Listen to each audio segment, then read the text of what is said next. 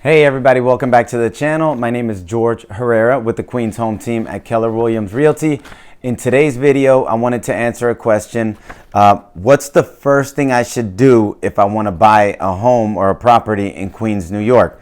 So here it's pretty short, but just to give you a little bit of insight, it should be insightful. And if you have any questions, of course, you can always reach out to us. So first thing, obviously, what's the first thing I should do if I want to buy a home in Queens, New York? So the number one thing that you should do, and what we tell all aspiring home buyers, is that you should get pre-approved or at least speak with a mortgage lender.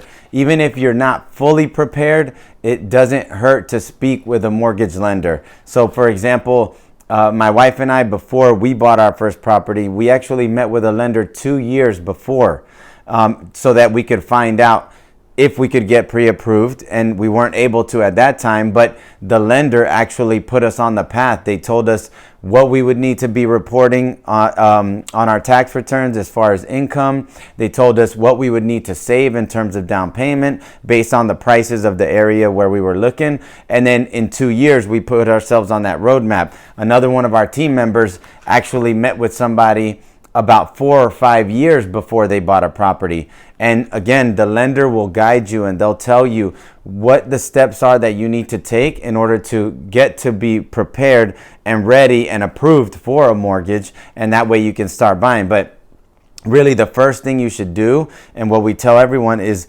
get pre-approved or apply to get pre-approved. It at least tells you, if you're able to get approved now, what the amount would be. If you're not able to get approved, you can find out why. And either way, if you're not able to get approved for the amount that you're looking to get approved for the areas that you're looking to buy in, so if it's not realistic, either way, the lender is going to give you a lot of good advice. And they're going to give you, once they look at all of your information, they're going to be able to give you some really good tips based on your personal circumstances.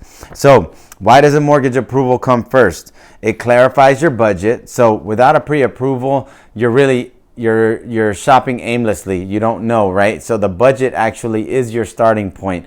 Once you get pre-approved, you find out what the estimated monthly expenses are going to be. You see if that's comfortable for you. You figure out whatever that is that's going to be your comfort level. And then based on that, you come up with your budget in terms of home prices. And once you have the price, your budget in terms of home prices, that's what will guide you to certain neighborhoods. Because now when you start shopping, you sort by price, you find your price range, and that's going to tell you what neighborhoods you're actually able to look in. Number two is it makes you a serious buyer. So why pre-approval comes first also is because if you are serious about buying, if you don't have a pre-approval, your offers will not look serious. So we get, most of the offers that we get always come with a pre-approval, proof of funds. So they come, they look serious. They're always pre-vetted, but every once in a while we will get an offer and the person's not pre-approved. And even if the offer, the offer gets presented to the seller, but most sellers will not entertain an offer that doesn't have a pre-approval showing that they're already approved for a mortgage. So it does make you a more serious buyer when you do get pre-approved. And number three, it helps you move quickly. So we've actually seen buyers lose out on properties because they want to make an offer. They've been shopping around. They're not pre-approved. They go to see a property, they really like it, they make an offer, but they don't have or they don't even make an offer, they want to make an offer, they start going to get pre-approved while there's already multiple offers on it.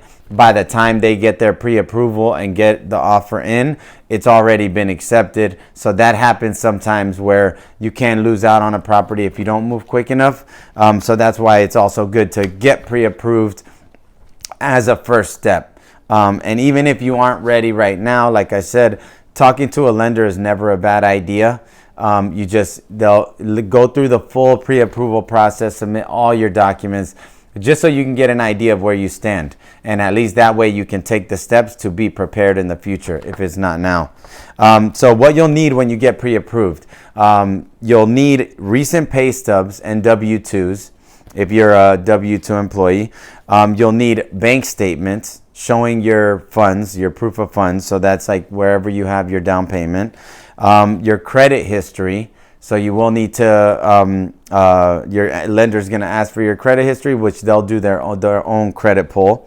And then you'll need your ID and proof of assets. So whatever assets that you have, you'll provide that as well. But pretty much pay stubs, W-2s, bank statements, credit histories. If you're self-employed, you'll have to provide your tax returns probably and show your K-1 statements, your 1099s if you're an independent contractor, things like that. So you're pretty much going to have to submit all that in order to get a formal pre-approval. So pretty much the first step the